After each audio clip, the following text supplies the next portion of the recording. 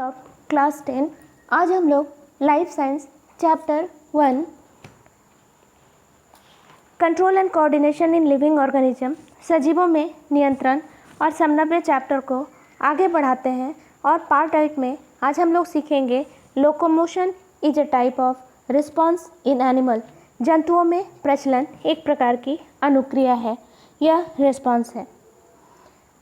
जंतु भी वातावरण में होने वाले परिवर्तन या उद्दीपन या स्टिमुलस को ग्रहण करते हैं। जंतु स्टिमुलस को ग्रहण करते हैं वातावरण से और अपने शरीर के अंदर होने वाले परिवर्तन को ग्रहण करते हैं, यानी बाह्य उद्दीपन और आंतरिक उद्दीपन को ग्रहण करते हैं। और ग्रहण करने के बाद जंतु उत्तेजित हो जाते हैं, जिससे उनमें उत्तेजनशीलता या इरिटेबिलिटी दिखाई देती है। और उत्तेजित होने के बाद जंतु प्रतिचार या रिस्पॉन्स या अनुक्रिया करते हैं।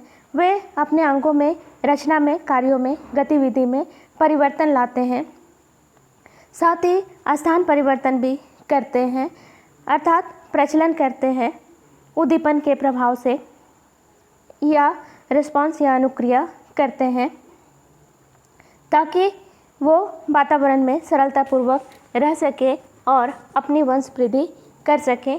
तो हम लोग चैप्टर को आगे बढ़ाते हैं। हम लोग पिछले स्लाइड में सीखे थे लोकोमोशन या प्रचलन क्या है। हम लोग पढ़ेंगे विभिन्न प्राणियों में प्रचलन कैसे होता है। तो पहले हम लोग प्रचलन की परिभाषा रिकैपिचुलेट कर लें। व्हाट इज़ लोकोमोशन या प्रचलन क्या है। उद्दीपन के प्रभाव से जब सजीव का पूरा शरीर स्थान परिवर्तन करता है तो उसे प्रचलन कहते हैं। सभी जंतुओं में प्रचलन होता है, किंतु कुछ निम्न वर्ग के जंतु हैं जैसे स्पंज, साइकन, ओबिलिया, सी एनीमोन। इन जंतुओं में प्रचलन नहीं होता है क्योंकि इन जंतुओं में प्रचलन अंग नहीं पाया जाता है, लोकोमोटरी ऑर्गन नहीं पाया जाता। इसलिए इन प्राणियों को ससाइल एनिमल कहते हैं। और ये प्राणी प्रचलन नहीं कर सकते क्योंकि ये पत्थरों से चिपके रहते हैं, फिक्स्ड रहते हैं, अर्थात इन्हें फिक्स्ड एनिमल भी कहते हैं। और प्रचलन अंग ना होने के कारण प्रचलन नहीं कर पाते हैं, इसलिए इन्हें नॉन मोटाइल एनिमल भी कहते हैं। और सभी जंतुओं में प्रचलन होता है क्योंकि उनमें प्रचलन अंग या लोकोमोटरी ऑर्गन पाए जाते हैं। जैसे कुछ जंतु, उनमें उपस्थित प्रचलन अंग, जैसे एक कोशिकीय प्राणी अमीबा का प्रचलन अंग स्यूडोपोडिया। उसी तरह से एक कोशिकीय प्राणी पैरामीशियम, उसका प्रचलन अंग सीलिया। यूग्लिना एक कोशिकीय प्राणी, उसका प्रचलन अंग फ्लैजेला। उसी तरह से कुछ अमेरुदंडी प्राणी जैसे तिलचट्टा या कॉकरोच, उसका प्रचलन अंग है 3 जोड़े संयुक्त पैर या जॉइंटेड लेग और 2 जोड़े पंख जो उन्हें उड़ने में सहायता करते हैं। तिलचट्टा कुछ ऊंचाई तक उड़ सकता है, नर तिलचट्टा या मेल कॉकरोच। इसके अलावा अर्थवर्म या केचुआ जमीन पर रेंग कर चलता है, क्रॉल करता है, उसको प्रचलन करने में सहायता करता है। सीटा, ये नाखून के समान रचना है जो उसके शरीर के अधर तल से प्रत्येक खंड से जोड़े में निकलती है। इसके अलावा कुछ मेरुदंडी प्राणी के प्रचलन अंग, जैसे मछली प्रचलन करती है फिन्स की सहायता से, उसमें 7 फिन्स पाए जाते हैं। और पक्षी यानी बर्ड्स प्रचलन करते हैं अपने 2 विंग्स या डैनों की सहायता से। और मनुष्य प्रचलन करता है अपने दोनों पैरों की सहायता से, स्थान परिवर्तन करता है। और जब मनुष्य पैरों की सहायता से प्रचलन करता है, 2 पैरों की सहायता से, उसे द्विपदीय प्रचलन या बाइपेडल लोकोमोशन कहते हैं।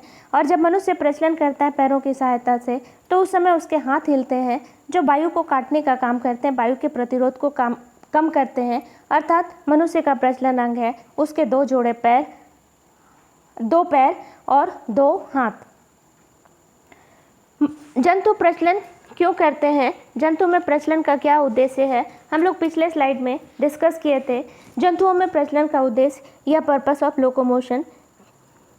पहला उद्देश्य है जंतु भोजन प्राप्ति के लिए प्रचलन करते हैं, भोजन की खोज में प्रचलन करते हैं। क्योंकि जंतु परपोषी हैं, वो अपना भोजन खुद नहीं बनाते, वो भोजन के लिए पेड़ पौधे या दूसरे जंतु पर निर्भर करते हैं। अर्थात जंतु भोजन की तलाश में प्रचलन करते हैं, स्थान परिवर्तन करते हैं। दूसरा उद्देश्य है सुरक्षित आश्रय की खोज के लिए या फॉर शेल्टर।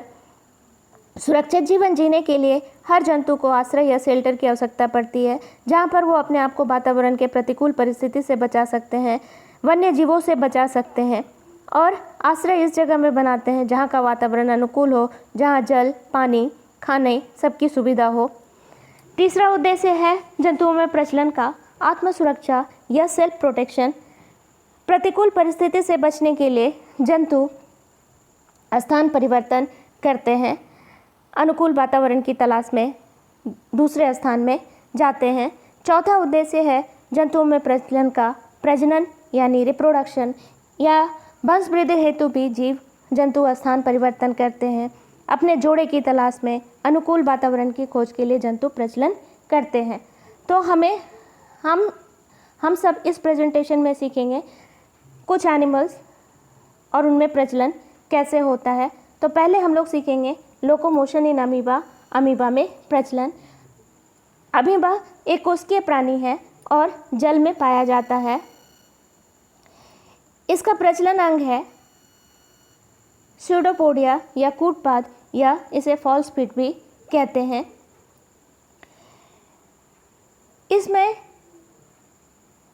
प्रजनन की क्रिया को अमीबीय प्रजनन या अमीबावत गति या अमीबॉइड मूवमेंट कहते हैं और अमीबा बहुत धीमी गति से चलता है। इसे चलने में 3 सेंटीमीटर प्रति घंटा लगता है, अर्थात यह 3 सेंटीमीटर प्रति घंटे की चाल से चलता है। अमीबा एक कोशिकीय प्राणी है। इसका शरीर एक कोशिका से बना हुआ है और इसके शरीर के चारों तरफ कोशिका झिल्ली पाई जाती है, जिसे सेल मेम्ब्रेन या प्लाज्मा झिल्ली या प्लाज्मा लेमा भी कहते हैं। इसकी कोशिका में केंद्रक पाया जाता है और केंद्रक के चारों तरफ जीव द्रव्य पाया जाता है या प्रोटोप्लाज्म पाया जाता है। इसमें जीव द्रव्य या प्रोटोप्लाज्म 2 प्रकार के होते हैं। अंदर की तरफ जो जीव द्रव्य होता है उसे एंडोप्लाज्म कहते हैं और एंडोप्लाज्म के बाहर जो जीव द्रव्य पाया जाता है उसे एक्टोप्लाज्म कहते हैं। और अमीबा किस तरह से प्रजनन करता है, इसके संबंध में सबसे पहले सिद्धांत दिए थे वैज्ञानिक डेलिंजर ने। किंतु अमीबा के प्रजनन के संबंध में जिस सिद्धांत को मान्यता मिली वह है मास्ट पेंटिन का सिद्धांत, जिसे सॉल और जेल का सिद्धांत कहते हैं। सॉल और जेल क्या है? तो अमीबा का जीव द्रव्य जो है वो जब तरल अवस्था में रहता है तो उसे सॉल कहते हैं और जीव द्रव्य जो जेल की अवस्था में रहता है अर्थात अर्धठोस अवस्था में रहता है उसे जेल कहते हैं। तो अमीबा में जीव द्रव्य जो अंदर की तरफ है एंडोप्लाज्म, वो जेली या अर्धठोस अवस्था में रहता है। जीव द्रव्य के अर्धठोस या जेली की जैसी रचना को जेल अवस्था कहते हैं और एंडोप्लाज्म के बाहर अमीबा का जो जीव द्रव्य है एक्टोप्लाज्म, वो तरल अवस्था में पाया जाता है, जिसे सॉल अवस्था कहते हैं। मास्ट और पेंटिन के सिद्धांत के अनुसार अमीबा कैसे प्रजनन करता है? मास्ट और पेंटिन ने सॉल और जेल का सिद्धांत दिया था। इस सिद्धांत के अनुसार अमीबा में प्रजनन जीव द्रव्य की गति के कारण होता है। इसके जीव द्रव्य के 2 भाग होते हैं। जीव द्रव्य जो केंद्रक के चारों तरफ पाया जाता है अंदर की तरफ, जिसे एंडोप्लाज्म कहते हैं, वह अर्धठोस या जेल की अवस्था में पाया जाता है और एंडोप्लाज्म के बाहर अमीबा का जो जीव द्रव्य है उसे एक्टोप्लाज्म कहते हैं। यह तरल या सॉल अवस्था में पाया जाता है और तरल अवस्था में होने के कारण एक्टोप्लाज्म तेजी से गति करता है और एंडोप्लाज्म जेल अवस्था में होने के कारण इसमें गति धीमी होती है। एक्टोप्लाज्म तरल अवस्था में होने के कारण तेजी से गति करता है और गति करते करते कोशिका झिल्ली पर दबाव डालता है, जिससे कोशिका झिल्ली पर उंगली के उभार के जैसी रचना बन जाती है, जिसे स्यूडोपोडिया या कूटपाद कहते हैं या फॉल स्पिट कहते हैं। इस फॉल स्पिट या कूटपाद के अंदर एक्टोप्लाज्म जो पहले सॉल अवस्था में था, अब कूटपाद बनने के बाद वो जेल अवस्था में बदल जाता है और उसके पीछे का एक्टोप्लाज्म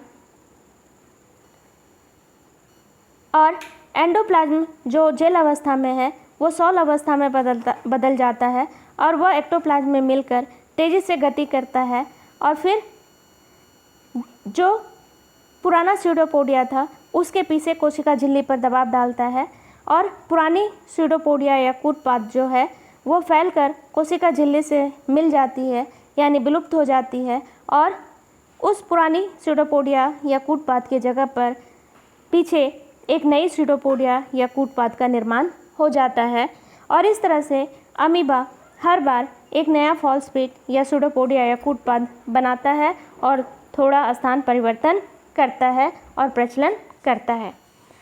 अब हम लोग देख लें पैरामीशियम और यूग्लिना में प्रचलन।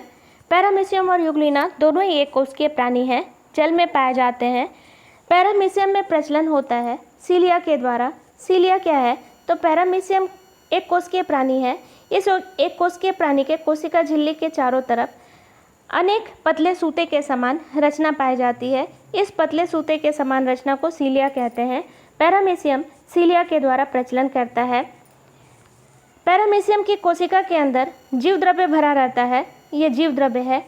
इस जीव द्रव्य में गति होने के कारण सीलिया में गति उत्पन्न होती है और पैरामीशियम स्थान परिवर्तन करता है, अर्थात प्रचलन करता है। अब हम लोग देख लें यूग्लिना में प्रचलन।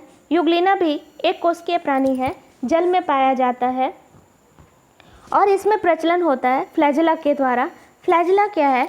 तो यूग्लिना के शीर्ष भाग से दो लंबे धागे के समान रचना निकलती है जिसे फ्लैजेला कहते हैं और यूग्लिना फ्लैजेला की सहायता से स्थान परिवर्तन करता है और यूग्लिना की कोशिका के अंदर जीव द्रव्य में गति के कारण फ्लैजेला में गति उत्पन्न होती है और जिससे यूग्लिना स्थान परिवर्तन करता है, अर्थात प्रचलन करता है। अब हम लोग देख लें मछली में प्रचलन या लोकोमोशन इन फिश। मछली जलचर प्राणी है, एक्वाटिक एनिमल है, जलीय प्राणी है और जल में रहती है, तो जल में ये प्रचलन करती है तैरकर या स्विमिंग के द्वारा। इसे तैरने में सहायता करता है इसके शरीर का आकार। इसके शरीर का आकार नौकाकार होता है, बोट शेप्ड होता है, स्ट्रीम्ड लाइन होता है, जिसके कारण वह तैरते समय में जल के प्रतिरोध को कम करती है। इसके अलावा मछली का पूरा शरीर सल्कों से ढका रहता है, स्केल्स से ढका रहता है, जो मछली के शरीर को चिकना बनाता है और यह जल में आसानी से फिसल सकती है। इसके अलावा मछली को जल में तैरने में उसकी मायोटोम मांसपेशी भी सहायता करती है, उसके फिन्स भी सहायता करते हैं और उसमें स्विम ब्लैडर होती है उदर गुहा में, वायु से भरी थैली, जो प्रचलन में सहायता करते हैं। तो मछली के प्रचलन में मायोटोम मांसपेशी की क्या भूमिका है? तो मछली मेरुदंडी वर्ग का प्राणी है। इसमें कंकाल तंत्र पाए जाते हैं, रीढ़ की हड्डी पाई जाती है। रीढ़ की हड्डी के दोनों तरफ भी आकार की मांसपेशी पाई जाती है जिसे मायोटोम मांसपेशी कहते हैं। मछली अगर बाईं तरफ मुड़ती है तो उस समय बाईं तरफ की मायोटोम मांसपेशी में संकुचन होता है और दाहिने तरफ की मायोटोम मांसपेशी फैलती है। जब मछली दाहिनी तरफ मुड़ती है तो उस समय में दाएं तरफ की मायोटोम मांसपेशी संकुचित होती है और बाएं तरफ की मायोटोम मांसपेशी फैलती है और इस तरह से मायोटोम मांसपेशी में लगातार संकुचन और प्रसारण होने के कारण उसका दबाव पूंछ पर पड़ता है और मछली सीधी दिशा में आगे बढ़ जाती है। अब हम लोग देख लें मछली के प्रचलन में फिन्स की क्या भूमिका है। मछली में कुल 7 फिन्स पाए जाते हैं जो उसे तैरने में सहायता करते हैं। इस फिन्स में 2 फिन्स जोड़े में या पेयर्ड फिन्स होते हैं, जैसे पेल्विक फिन्स और पेक्टोरल फिन्स। इस तरह से जोड़ फिन्स की संख्या या पेयर्ड फिन्स की संख्या 4 हो गई। पेल्विक फिन्स की सहायता से मछली जल की गहराई में जाती है। पेक्टोरल फिन्स की सहायता से मछली जल की सतह पर आती है। इसके अलावा 3 फिन्स और हैं जो बेजोड़ हैं, अनपेयर्ड हैं, एक एक की संख्या में पाए जाते हैं, जैसे डॉर्सल फिन उसके पीठ पर पाया जाता है, कॉर्डल फिन या उसके पूंछ में उपस्थित फिन्स, और तीसरा है एनल फिन। ये तीनों एक एक की संख्या में पाए जाते हैं। डॉर्सल फिन क्या है? मछली के पीठ पर पृष्ठ पंख या डॉर्सल फिन पाए जाते हैं जिनकी संख्या 1 होती है। यह मछली को तैरने में सहायता करती है। मछली के पूंछ में उपस्थित एक फिन जिसे कॉर्डल फिन या टेल फिन कहते हैं, यह मछली में पतवार का काम करती है, अर्थात जल को काटने का कार्य करती है और मछली को दिशा निर्धारण करने में सहायता करती है। इसके अलावा मछली में मलद्वार के पास एक फिन्स होता है जिसे एनल फिन या मलद्वारीय फिन कहते हैं। इसकी संख्या भी 1 होती है। ये भी अनपेयर्ड या बेजोड़ फिन है और इस फिन्स का कार्य है मलद्वार या एनस की रक्षा करना तथा अन्य फिन्स को तैरने में सहायता करना। और मछली में तैरने में सहायता करता है उसका स्विम ब्लैडर या वायु से भरी हुई थैली। मछली के एब्डोमिनल कैविटी या उदर गुहा में वायु से भरी हुई थैली रहती है जिसमें वो ऑक्सीजन भरकर रखती है, जिसे स्विम ब्लैडर कहते हैं। और इसकी सहायता से मछली जल के गहराई में श्वसन की क्रिया कर सकती है और इसमें हवा भरकर मछली जल की गहराई में देरी तक तैर सकती है। और स्विम ब्लैडर तैरने के समय में इसके शरीर का संतुलन भी बनाती है, इसलिए स्विम ब्लैडर को मछली का हाइड्रोस्टैटिक अंग भी कहते हैं। और स्विम ब्लैडर के द्वारा मछली अपने शरीर के अपेक्षित गुरुत्व यानी स्पेसिफिक ग्रेविटी को बढ़ाकर या घटाकर जल की गहराई में तैरती है या सतह पर आती है। अब हम लोग मछली में प्रचलन को थोड़ा चित्र के द्वारा समझ लें। मछली जलचर प्राणी या एक्वाटिक एनिमल है। यह जल में तैरकर प्रचलन करती है, स्विमिंग करती है। तो तैरने में सहायता करता है इसके शरीर का आकार जो नौकाकार होता है, जो जल में तैरते समय में जल के प्रतिरोध को कम करता है। इसके अलावा इसका पूरा शरीर सल्कों से ढका रहता है जो इसके शरीर को चिकना बनाता है, जिससे वह जल में आसानी से फिसल सकती है। और तैरने में सहायता करते हैं उसके शरीर में उपस्थित मायोटोम मांसपेशी और उसके फिन्स। मायोटोम मांसपेशी क्या है? रीढ़ की हड्डी के दोनों तरफ मछली में भी आकार की मांसपेशी पाई जाती है जिसे मायोटोम मांसपेशी कहते हैं। यह मायोटोम मांसपेशी प्रचलन में सहायता कैसे करती है? जब मछली बाईं तरफ मुड़ती है तो बाएं तरफ की मायोटोम मांसपेशी संकुचित होती है और दाहिने तरफ की मायोटोम मांसपेशी फैल जाती है।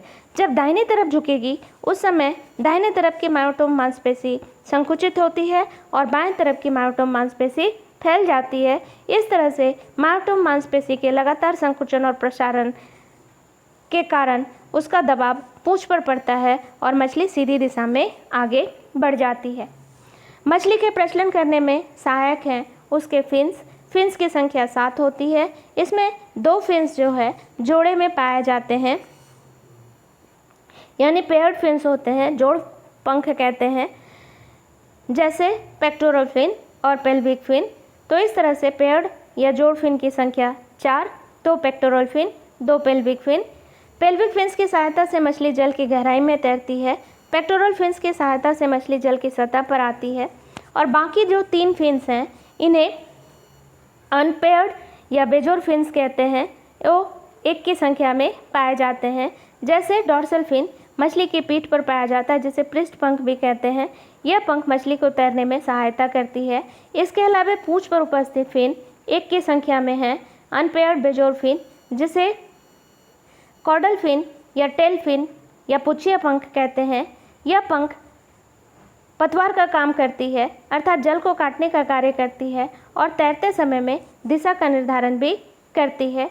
इसके अलावा और एक पंख है जो अनपेयर्ड है, बेजोड़ है, 1 की संख्या में पाया जाता है। उसका नाम है एनल फिन या मलद्वारीय पखना। और यह एनल फिन मछली के मलद्वार की रक्षा करता है और तैरते समय में एनल फिन अन्य फिन को सहायता करती है। मछली को प्रचलन करने में सहायक है वायु से भरी हुई थैली जो उदर गुहा में पाई जाती है। इस वायु से भरी हुई थैली को हम लोग कहते हैं स्विम ब्लैडर, जिसमें वो अधिक मात्रा में ऑक्सीजन को भर कर रखती है और जल की गहराई में काफ़ी देर तक तैर सकती है। और यह स्विम ब्लैडर तैरते समय में मछली के शरीर का संतुलन बनाए रखती है, इसलिए स्विम ब्लैडर को हाइड्रोस्टैटिक अंग भी कहते हैं। और स्विम ब्लैडर के द्वारा मछली अपने शरीर के अपेक्षित गुरुत्व यानी स्पेसिफिक ग्रेविटी को बढ़ाकर या घटाकर जल की गहराई में तैरती है और जल की सतह पर तैर सकती है। मछली के शरीर में पृष्ठ भाग पर यानी पीठ भाग पर एक काले रंग की धारी पाई जाती है, जिसे लैटरल लाइन या पार्श्व रेखा कहते हैं। यह मछली का संवेदी अंग है। इसके द्वारा मछली जल में शत्रु का, आक्रमण का, भोजन का, ताप का, दबाव का अनुभव करती है। इसके अलावा मछली जलीय प्राणी है। यह जल में श्वसन करती है गिल्स या गलफड़ के द्वारा और गल पर ढका रहता है अपर कुलम के द्वारा। तो इस तरह से डायग्राम के द्वारा और नोट्स के द्वारा मैंने मछली में प्रचलन को समझाया। सुनने के बाद सबको समझ में आ जाना चाहिए। अब हम लोग लास्ट प्रचलन इस प्रेजेंटेशन में डिस्कस करेंगे, पक्षियों में प्रचलन या लोकोमोशन इन बर्ड्स। बर्ड्स नभचर प्राणी हैं, इन्हें एव्स भी कहते हैं। इन्हें नभचर प्राणी या एव्स क्यों कहते हैं? क्योंकि इनका अधिकांश समय आकाश में उड़ने में बीतता है और पक्षियों में उड़ने के लिए जो अनुकूलन होता है वायु में, इसलिए पक्षियों में उड़ने के अनुकूलन को वायवीय अनुकूलन या वोलेंट एडाप्टेशन कहते हैं। पक्षी को उड़ने में या प्रचलन करने में सहायता करते हैं उसके 2 विंग्स, 2 पैर, पंख, उड़न पेशियाँ या फ्लाइट मसल्स, वायुथैली या एयर सिक्स।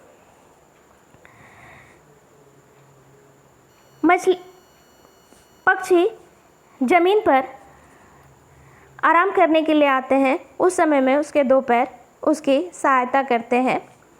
अब हम लोग देख लें पक्षी के विभिन्न अंग जो उसे प्रचलन करने में सहायता करते हैं, उड़ने में सहायता करते हैं। पहला है विंग्स। जैसे हम लोगों में 2 अग्रबाहु या 4 लिम्ब हाथ में बदल गई, उसी तरह से पक्षियों में 2 अग्रबाहु या 2 4 लिम्ब 2 डैने या 2 विंग्स में बदल गए, जो पक्षियों को उड़ने में सहायता करते हैं। पक्षियों के विंग्स में जैसे मनुष्य के हाथ में अस्थियां पाई जाती है, वही अस्थि पक्षियों के डैने में पाई जाती है। जैसे बाजू की अस्थि, ह्यूमरस, हाथ की अस्थि, रेडियोवल्ना, कलाई की अस्थि, कार्पल, हथेली की अस्थि, मेटाकार्पल और उंगली की अस्थि, फैलेंजेस। विंग्स में भी यही अस्थियां पाई जाती है जो मनुष्य के हाथ में पाई जाती है। इसके अलावा विंग्स में तंत्रिका तंत्र भी पाए जाते हैं, नर्वस सिस्टम, रक्तवाहिनी, ब्लड वेसल्स या फेदर्स भी पाया जाता है। इसका डायना या विंग्स जो होता है उत्तल होता है, जिससे वो वायु के प्रतिरोध को कम करती है और विंग्स दिशा का निर्धारण भी करती है। और विंग्स में कुल 23 पंख या फीदर्स पाए जाते हैं, जिसे रेमिजेस कहते हैं, और जो उसे उड़ने में सहायता करती है। विंग्स को ऊपर नीचे करने में सहायता करती है उसकी फ्लाइट मसल्स या उड़न पेशियाँ। पक्षियों में उड़न पेशियाँ हैं पेक्टोरलिस मेजर, पेक्टोरलिस माइनर और क्रोकोब्रोंकियलिस। पेक्टोरलिस मेजर फ्लाइट मसल के संकुचन से डायना फैल जाता है और वह उड़ती है। पेक्टोरलिस माइनर फ्लाइट मसल के संकुचन से डायना नीचे आता है और वह ज़मीन पर आती है। पक्षियाँ ज़मीन पर आती है रेस्ट करने के लिए, उस समय में उसके 2 पैर सहायता करते हैं। उसके 2 पश्च बाहु या हिंड लिम्ब 2 पैर में बदल जाते हैं और उन दोनों पैरों में 4-4 अंगुलियाँ नखयुक्त अंगुलियाँ पाई जाती है, जिसमें 3 अंगुली सामने की तरफ और 1 अंगुली पीछे की तरफ पाई जाती है, जिससे वो ज़मीन पर चल भी सकते हैं और पेड़ पर बैठे बैठे जब वो सोते हैं तो गिरते नहीं, जिसे पार्चिंग मैकेनिज्म भी कहते हैं। पक्षियों को उड़ने में पंख या फेदर्स भी सहायता करते हैं। पक्षियों का पूरा शरीर पंखों से ढका रहता है, जो इसके शरीर के तापमान को नियंत्रित करता है। इसके डैने में कुल 23 पंख होते हैं, जिसे रेमिजेस कहते हैं, जो उसे उड़ने में सहायता करती है। इसके अलावा पक्षी के पूंछ में भी 12 पंख या फेदर्स होते हैं, जिसे रेक्ट्रिसेस कहते हैं, और यह पंख पक्षियों को दिशा परिवर्तन करने में सहायता करती है। और पंख के बीच में, जैसे पत्ती के बीच में एक मध्य सिरा जैसी रचना पाई जाती है, उसी तरह से पंख के बीच में एक धुरी जैसी रचना पाई जाती है, जिसे कैलमस कहते हैं।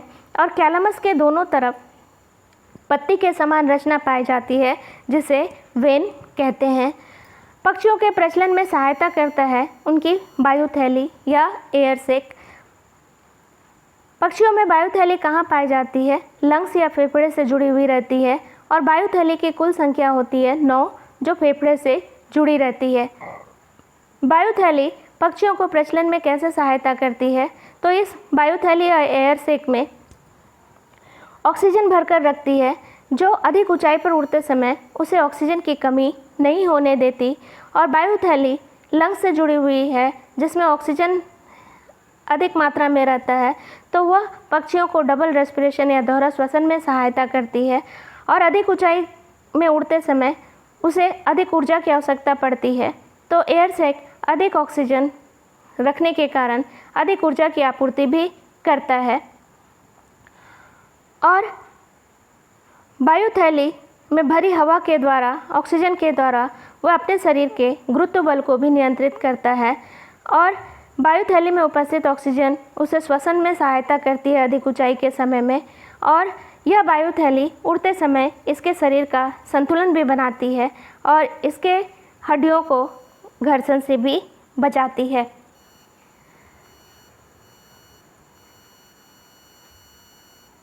इस पिक्चर के बाद हम लोग प्रेजेंटेशन को यहीं पर कंप्लीट करेंगे। ये पक्षी है, पक्षी में प्रचलन यानी उड़ने में सहायता करते हैं उसके 2 विंग्स, 2 अग्रबाहु या 4 लिम्स का रूपांतरण है विंग्स। ये विंग्स को ऊपर नीचे करती है उड़न पेशियों की सहायता से।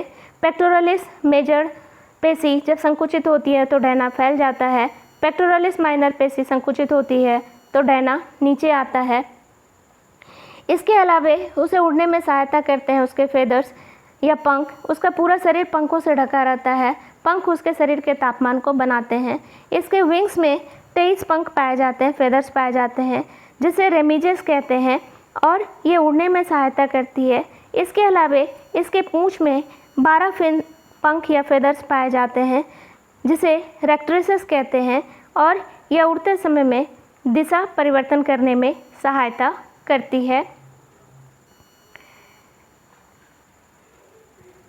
और पंख में बीच में एक धुरी के जैसी रचना पाई जाती है, जिसे कैलमस कहते हैं, और कैलमस के दोनों तरफ पत्ती के जैसी रचना पाई जाती है, जिसे वेन कहते हैं।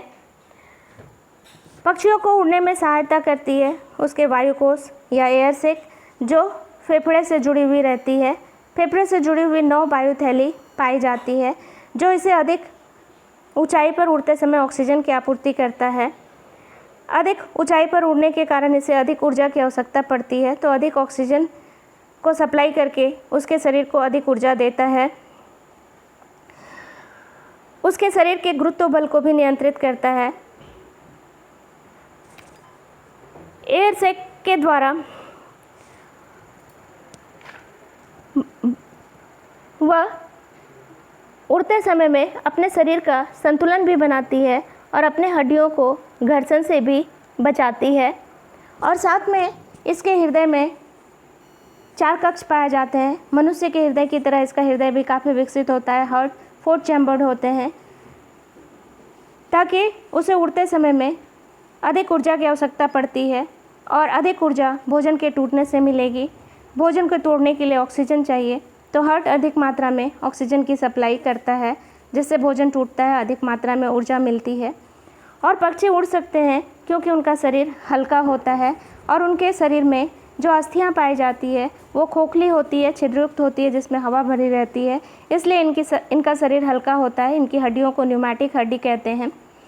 और ये अपने शरीर को हल्का बनाने के लिए इनके शरीर में कई अंग नहीं पाए जाते हैं, जैसे ओवरी या अंडाशय, दाहिना ओवरी या दाहिना अंडाशय, दाहिनी अंडवाहिनी या ओविडक्ट, रेक्टम यानी मलाशय, यूरिनरी ब्लैडर यानी मूत्राशय अनुपस्थित रहते हैं, और ये उत्सर्जित पदार्थों को शरीर में जमा नहीं करती, बनने के साथ ही निकाल देती है। इनकी दृष्टि शक्ति भी बहुत तीव्र होती है। जब वो आकाश में ऊंचाई पर उड़ते हैं तो उड़ते समय में नीचे अपने भोजन को देख सकते हैं, और इस तरह से पक्षियों में प्रचलन होता है। और मैंने प्रेजेंटेशन के द्वारा अमीबा में, पैरामीशियम में, यूग्लिना में, मछली में पक्षियों का प्रचलन आज समझाया। आशा करती हूँ सुनने से समझ में आ जाएगा। Thank you.